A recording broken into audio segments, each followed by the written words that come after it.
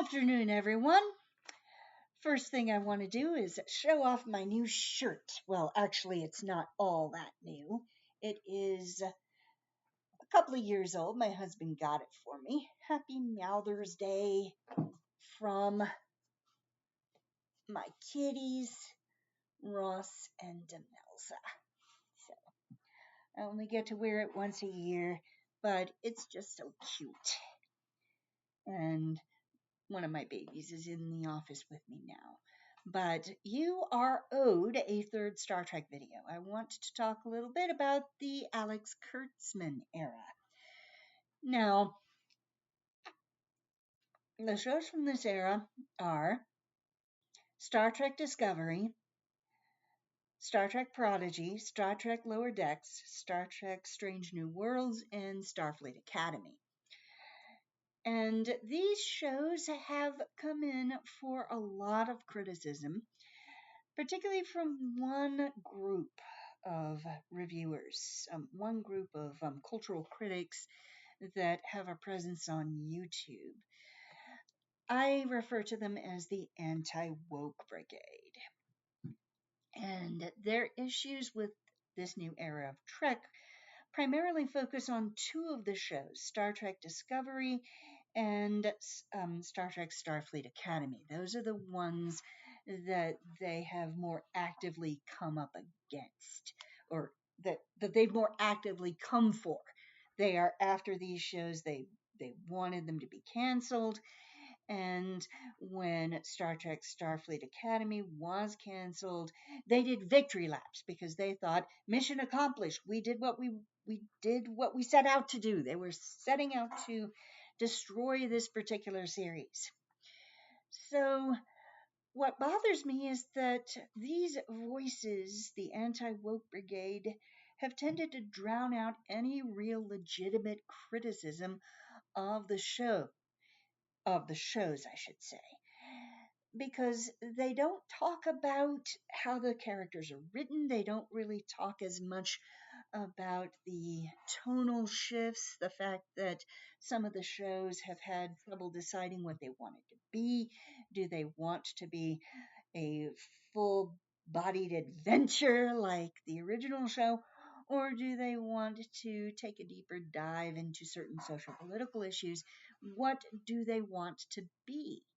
So there are legitimate criticisms of these shows that can be made, but that's not what bothers the anti-woke brigade. They don't like it because, again, they define it as woke, which is a bad thing.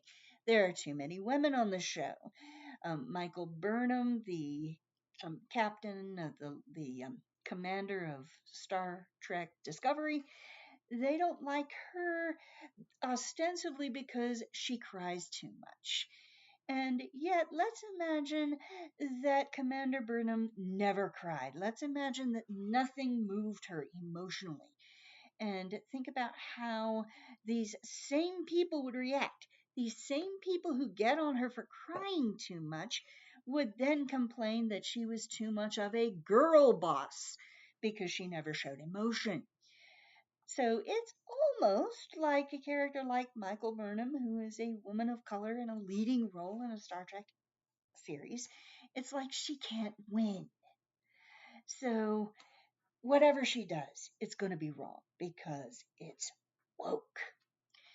And with Starfleet Academy, one of the things that these guys obsessed over was the fact that overweight people exist on the show, specifically overweight women. Evidently, overweight men are okay, but we got to get rid of those overweight women because in the future, obesity would no longer be a thing. There would be no fat people in the future. This really became a problem for a lot of these critics. They obsessed over body types in Starfleet Academy. So fortunately, the other three shows, and these are actually my favorite shows of the new era, although I do like Star Trek Discovery quite a bit. Starfleet Academy, it was still growing on me. I guess it's really not going to have much of a chance now that we've only got one more season. but I really love the other three: Star Trek Prodigy, Star Trek Lower Decks, and especially Star Trek Strange New Worlds. So that's where I really want to focus because I think this show should get more love because it's very connected to the original series. And if you watch the original series, you're going to see a lot of familiar characters, familiar faces. Spock is in this show. You have Nurse Chapel in this show. You have Lieutenant Uhura in this show. And the commander is Captain Pike, Captain Christopher Pike, who was the main character of the original pilot for the original series called The Cage. And he had a second in command. His number one was a woman. And here she's played by um, Rebecca Romaine. And so we get to know her, we get to know Pike and number one a little bit better as we follow them through their adventures. So it's fun to see these characters dealing with fresh situations and managing to be canonically themselves and yet somehow more than that. For instance, Nichelle Nichols, as you may recall, from my first video, I mentioned she wanted to quit the show because the writers and directors weren't giving her anything to do. And Martin Luther King had to talk her out of it and explain it's enough that you're seen. Well, it's not any longer enough for Uhura, played by Celia Rose Gooding in Strange New Worlds. It's not enough for her to be seen. She now gets to do things central to the episode. She actually saves the day on a number of occasions, including my favorite episode, Subspace Rhapsody, which is the musical episode. She's the one who figures out what to do to get them out of this musical loop. And of course, Celia Rose Gooding actually is an accomplished singer, so she gets to show off those chops in that episode as well. So that's my favorite show.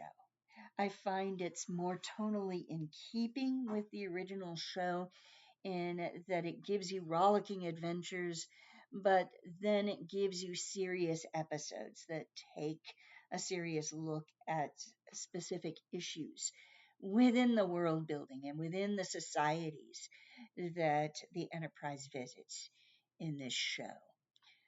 So I love it because it can move back and forth from the different types of episodes, and it doesn't really feel like tonal whiplash. It feels like the same show. All the characters do a wonderful, all the actors, I should say, do a wonderful job. Come on, Demelza. Here we go. Here we go. All right. Sorry, baby. Here's your daily look at Demelza here. Who's trying to climb on my laptop. So I found out why cats climb on your laptop. They do it because the laptop has your smell. So it's a sign of love, although it can disrupt one's work. But what do I love the most about this show? I love seeing the way that its men and women work together. Now, all the Kurtzman Trek shows do have this to different degrees. But with this show, it's particularly special and it's particularly heartwarming because you get to see these men and women interact as equals and respect one another as colleagues. You get that at a time when we really need it, at a time when there's a lot of gender hostility in the air and gender divisions are particularly bad. And we get this great show where you have these cooperative relationships between the different crew members of the Enterprise. So we need that now. And I'm glad this show gives it to us, that it lets its men and its women be strong. It lets them save the day. It lets them kind of take turns saving the day. It's not one character or two characters always at the front of everything. Everybody gets a chance to shine. And that balancing act was something that Rick Berman could never quite figure out, at least not with Star Trek The Next Generation. He did a better job of it with Deep Space Nine. But there is a problem. There is a legitimate criticism of Star Trek Strange New Worlds. From me, it's just summed up in two words: Season 3. Season 3 took a lot of what I loved about the first two seasons and flubbed it. Why did you do this, Season 3? Why, for example, did you choose to take all the women and make their love lives a central thing, a central part of their arc? Why did you put their relationships front and center and back burner other aspects of their characters? The one character that they did not do this for, the one female character that they did not do this for, was Navigator Ortegas, who, not coincidentally, is actually the focus character of my favorite episode of season 3, Terrarium. In this episode, you have Ortegas marooned on a planet where she encounters a female Gorn.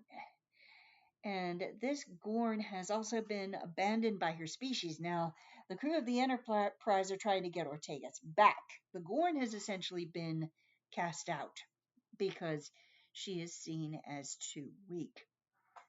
And so you get the development of a cooperative relationship and then into a friendship in the course of that episode. And it has a gut punch of an ending, which I will not spoil.